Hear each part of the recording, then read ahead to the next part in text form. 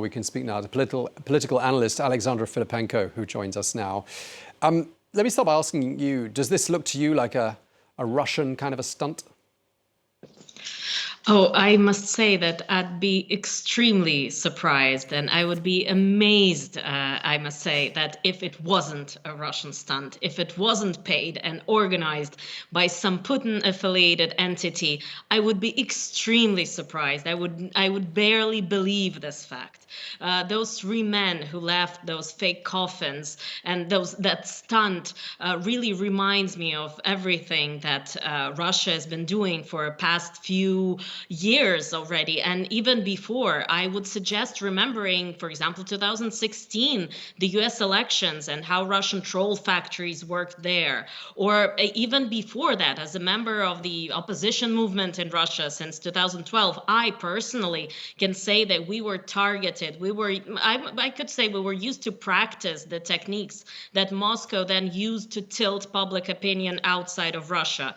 We were harassed, our accounts were hacked, and so on. So those trolls and those techniques, they never went anywhere. They didn't fly to the moon, they didn't disappear, they are here. And now the Kremlin is using those same techniques in Europe and in the United States, in the collective West, as the Kremlin likes to call everyone who is not supporting Russia. So in this collective West, Moscow is trying to do everything to tilt public opinion. And because the Kremlin knows that in Europe and democratic countries, opinion of citizens really matters. It is important, and they try to take advantage of it. Okay, so let's just talk through the thinking here.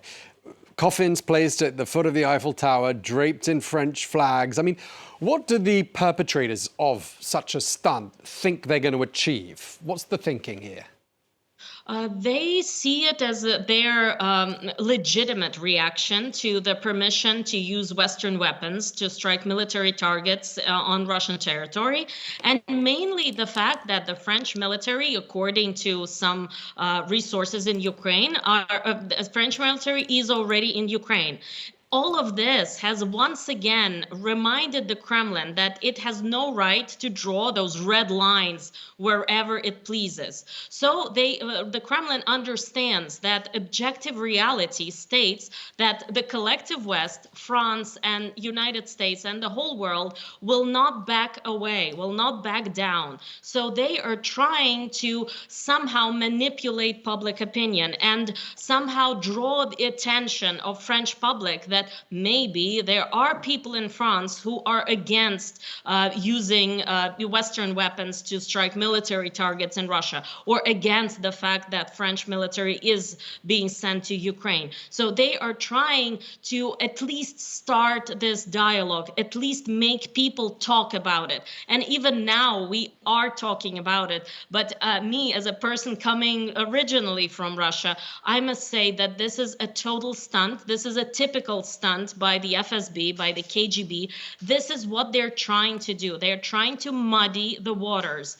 They cannot work openly. They cannot talk openly with the world. They don't want to talk openly with the world. They want to muddy the waters. They want chaos. That is the main plan. And this is how KGB operates. And that's how it's been operating for more than 100 years in the Soviet Union and in Russia, at FSB, currently FSB. They are operating their best in muddy waters. They want chaos. They want people confused. This is what they need. And that stunt, I think, speaks to their typical technique. Yeah, I mean, you mentioned there that they want us to talk about this. They want to generate headlines. Well, they've succeeded because here we are talking about it, as you say. What's the right way for us to react? Because if we give a lot of airtime to a story like this, and we are giving airtime to it, aren't we doing the Russians a massive favor? I don't think so. I think that since we're talking about it openly and we're trying to analyze this and see this as a stunt, I love the fact that you use this word stunt, because it is a stunt probably by Kremlin or by any entities that are affiliated with Russia.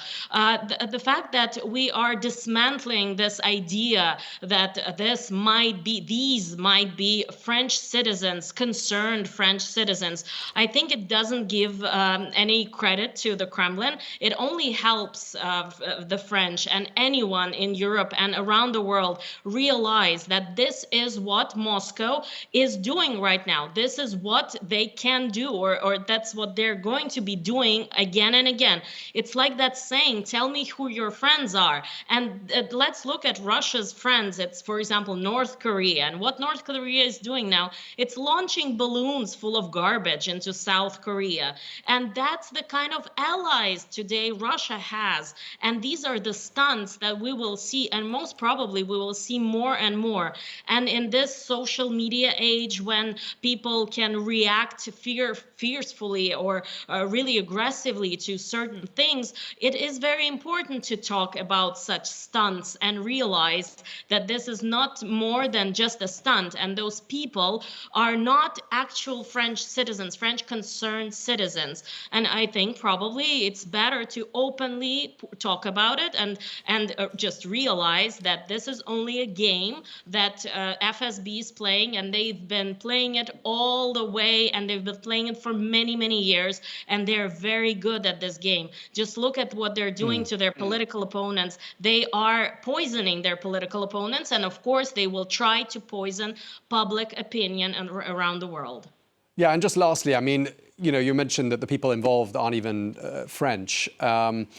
One of them apparently was only paid 40 euros for his part driving the van that transported those coffins. I mean, the coffins were the most expensive part of the stunt by the sounds of things.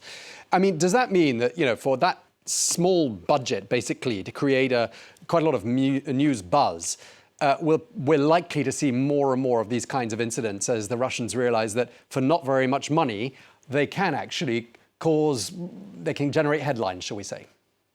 Definitely. And I think that FSB will even donate more money to or pay more money to people for such stunts.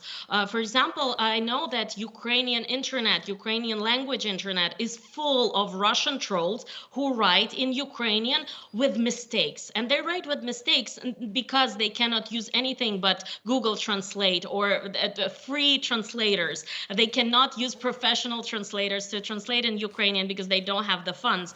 And so those trolls that write in Ukrainian pro-Russian and anti-Zelensky posts are really from Russia, and they're paid by Russia. So most probably we will see even more stunts like that. And of course around the Olympics, and definitely in France, unfortunately in France, because France is the leader of the European Union in helping Ukraine. And of course right now for Putin, for the Kremlin, it's extremely important to somehow tilt public opinion in those countries that support Ukraine and that give a real help to Ukraine, and French military are helping Ukraine to win this war. Okay. Alexandra Filippenko, political analyst, thank you very much indeed for taking the time to speak to us once again here on France 24. Thank you. Up next, it's